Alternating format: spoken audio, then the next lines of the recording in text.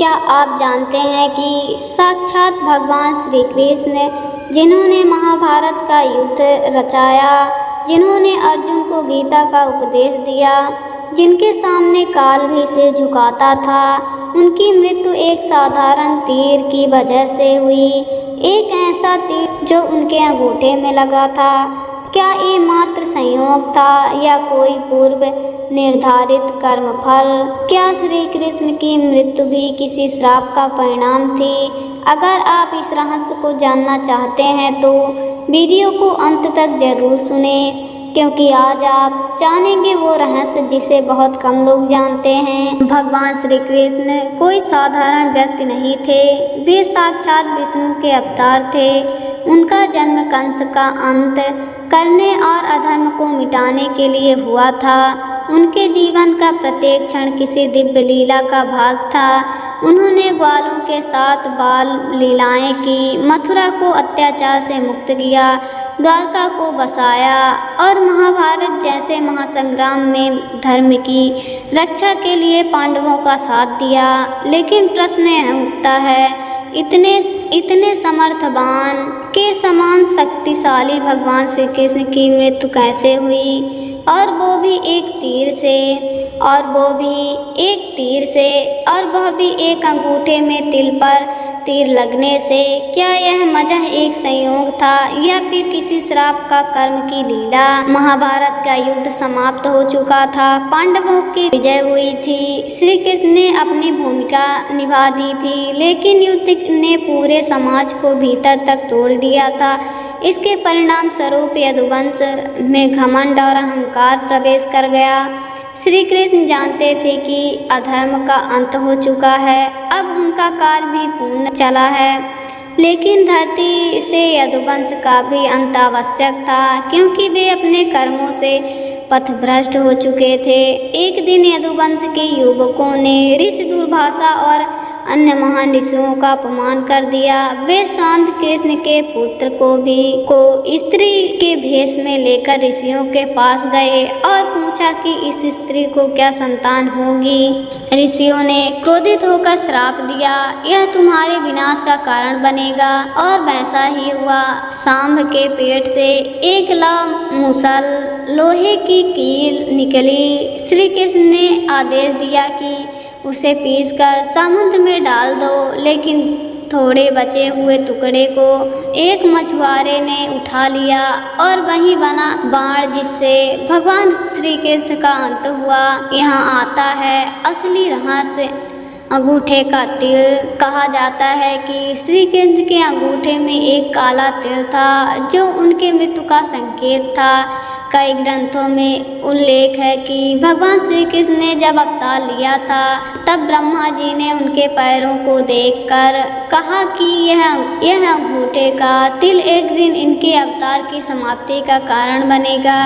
यह तिल कर्म का प्रतीक था, उनके अवतार का एक चक्र जो पूर्ण होते ही उन्हें धरती से वापस बुला लेगा। जब यदुवंश समाप्त हो गया तब श्री कृष्ण अकेले वन में जाकर एक पीपल के नीचे विश्राम कर रहे थे।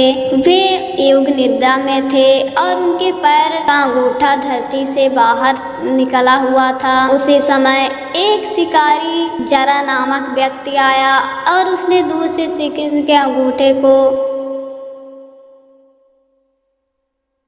हिरण की आंख समझकर तीर चला दिया।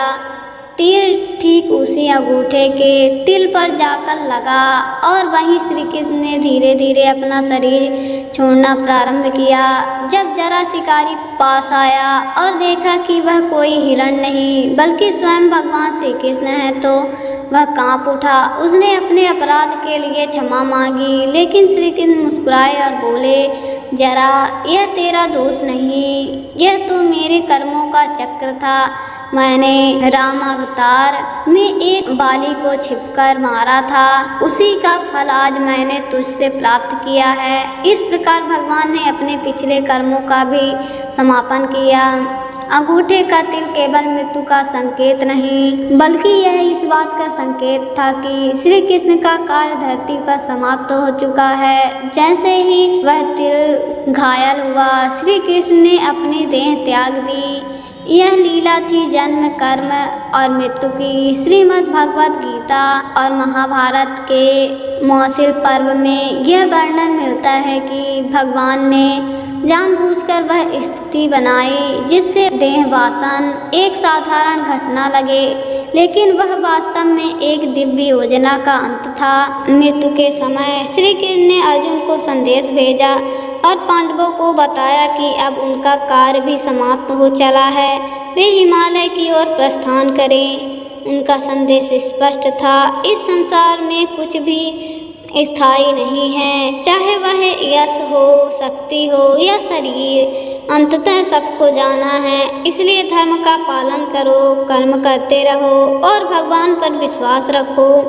श्री कृष्ण की मृत्यु से हमें यह शिक्षा मिलती है कि जीवन और मृत्यु दोनों ही ईश्वर की लीला है। अंगूठे का तिल केवल एक प्रतीक था, यह दर्शाता है कि ईश्वर भी अपने ही बनाए नियमों में बंधे होते हैं। जब धरती पर आते हैं तो कर्म का फल स्वयं भी भोगते हैं, ताकि संसार को यह शिक्षा मिले कि कर्म से कोई नहीं बच सकता। तो आपने देखा कैसे एक छोटा सा तिल बना स्वयं भगवान श्री कृष्ण की लीला का अंतिम अध्याय। यह कहानी हमें यह सिखाती है कि बड़े से बड़ा योद्धा भगवान भी कर्म और समय के नियमों से ऊपर नहीं होते। अगर यह कथा आपको अच्छी लगी हो तो वीडियो को लाइक करें, चैनल को सब्सक्राइब करें और कमेंट में करके बताएं क्या आपने पहले कभी श्री कृष्ण की मृत्यु का यह रहस्य सुना था। अगली बार फिर मिलेंगे एक और रहस्यमयी कथा के साथ। जय श्री कृष्ण।